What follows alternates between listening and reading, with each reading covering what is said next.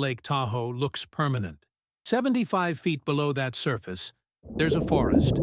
Not scattered logs, not driftwood, entire trees, still standing, exactly where they once grew.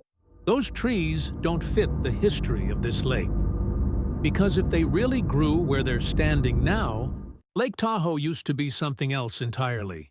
And that wasn't the only assumption researchers were forced to abandon. To the people standing on its shoreline, Tahoe looks ancient and unmoving, deep, cold, and, at over 1,600 feet, the second deepest lake in the country.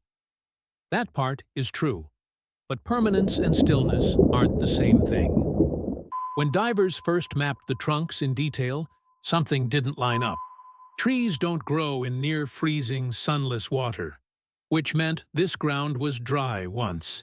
Not briefly, long enough for full-grown trees to take root and mature. If that's true, the shoreline everyone recognizes today, the one on every postcard, once sat somewhere else completely. Not by a few feet. By enough that dry land, forest, open sky, existed where boats now cross open water. Divers weren't the first ones to reach the trees. Scientists followed. They removed thin core samples from the trunks.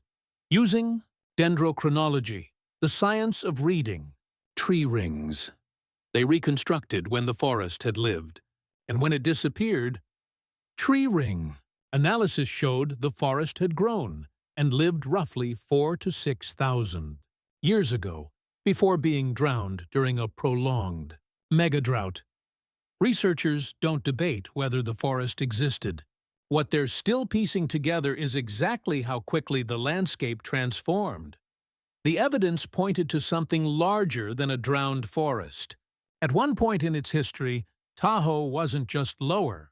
It was a different landscape. Dry basin, open ground, a forest with decades to grow before the water finally returned and buried it standing up.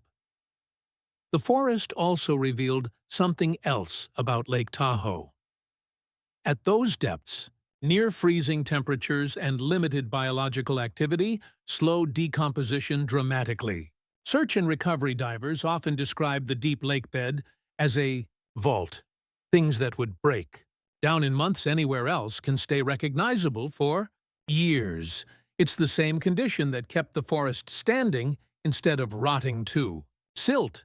And because Tahoe has very little natural outflow, material that settles on the deep lake bed can remain there for extraordinarily long periods. Every drought that drops the waterline isn't creating something new to find.